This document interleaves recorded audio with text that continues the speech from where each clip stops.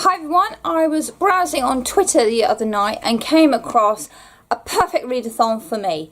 The Sci-Fi Readathon, which runs for the entire month of January and is everything sci-fi based. It's been created by Tome Infinity. I'm going to leave all the information down below because there are, I think, 7 hosts doing this readathon. There are Instagram challenges, there are booktube challenges, and everything is explained in the host video of how to jump on board with this readathon. It is Tome Infinity and Beyond number 2, which follows on from the last readathon, which I completely missed. So I'm really excited about this. To join this readathon, I effectively have to read a book that describes an apocalypse, so why I'm leaving Earth, and then I have to choose a destination from the list given in the documents that's on the Goodreads page. Again, check down below for the link. So for me, I'm going to head off towards Pluto, which means I need to read a book that is a vintage sci-fi, which is 25 years or more old. So for me, I'm reading The Hitchhiker's Guide to the Galaxy because it has the Earth blowing up, and it is a vintage. Believe it or not, this book is over 25 years old, which is very scary. This was first published in 1979. This book is just older than me. So it ticks 2 of the challenges, so I am therefore up to date and ready to go with the rest of the readathon. Now the challenges for the Sci-Fi Readathon is basically to build a settlement on your planet of choice. So once you've arrived at your planet, you have tiers. There are 5 tiers, and each tier has several tasks that you have to include in your book. So the first tier is survival, which is things like shelter, food, water. Again, they're all listed in this document. So you pick a sci-fi book. If your book happens to have all your characters sitting down and eating a meal, that would tick your food box. If they're caught out in a rainstorm, well, tick, there's the water for you. If they shelter somewhere, there's your shelter box. So with one book, you can achieve 2 or 3 challenges within that tier. So you could quite easily get up the tiers to the very top by picking pretty good books. And come on, all sci-fi is pretty good. Yes, even the really dodgy stuff. Sci-fi is cool. So again, all those things are on the document. I'm actually contemplating printing off a copy and sticking it in my reading journal so I know what I'm doing. You can buddy read, so you can work together. The only rule is you have to be on the same planet to buddy read. And fair enough. You can change your mind to what planet, but you have to read the book to get you to the planet you want to change to. Oh, each host has suggested a sci-fi book of their choosing, which will count for one of the challenges in the tier. And there was something else. Oh, and the videos.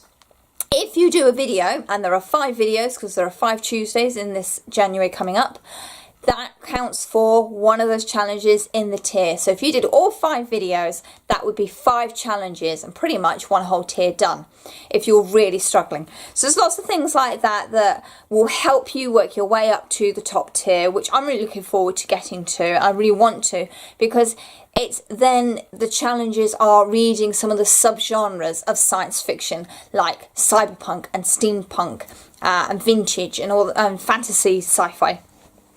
So there you go. So I haven't actually made my TBR list yet for this readathon, and because obviously I'm packing still, I know, it seems to be going on forever. Apparently we're going to move in the early new year. Don't quote me on that. I am going to show you a random selection of sci-fi books that are in our house. Actually, that is still out and about in our house. So I'm going to start off with what was in the thumbnail, which are graphic novels. Graphic novels, as far as I am concerned, count. Totally count. Graphic novels are still books. So there's a whole ton of Star Wars graphic novels. There is something in the collection that you will like. If you want the more tie-in ones to the films, there in the middle. You've got the classic Marvel comics that are really weird from the 80s. If you want more X-Wing stuff, there's a whole comic series of that. If you want early Republic with the Sith and all that, there's that as well. And then if you want later stuff before Disney took over, so carrying on with the Rebellion and all that, there's all that stuff as well. There's so much Star Wars graphic novels. You just pick one up and try it. I like Tag and Bink was here because this is, oh sorry, the sun is terrible today, because this is a comedy playthrough of the original films from the point of view of a couple of guys called Tag and Bink, who just happen to keep bumping into these guys called Luke, Han and Leia for some reason. Star Wars Underworld. This is a very cool book. My husband quite likes this, and my eldest son has just read this one. Star Wars Vector, completely different style. That's the other thing. All the graphic novels have their own distinct style, so there will be something that you will like.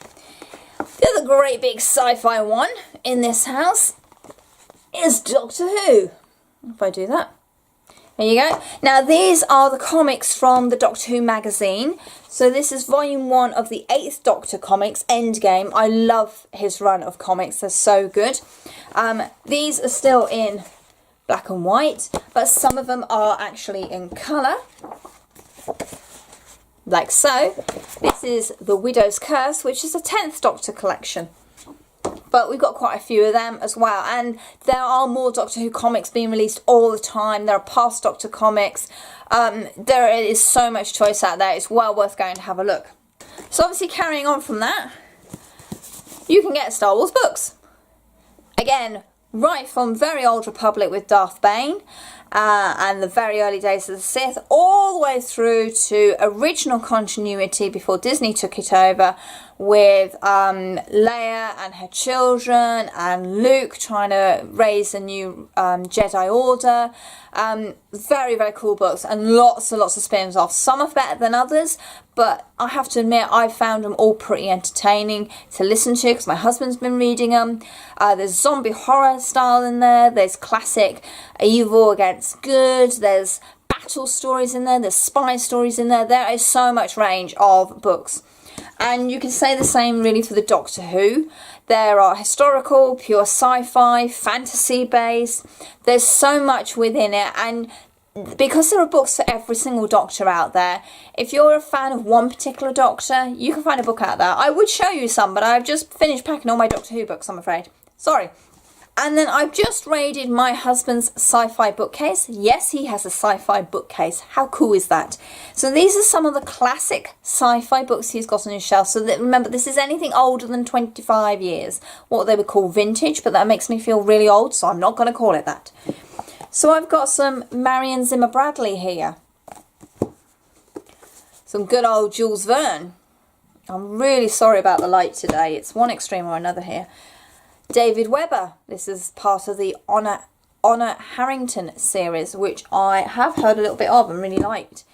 Some Robert Heinlein. Yeah, when we did sci-fi weird covers. I do like the classic covers, actually. They're just bonkers.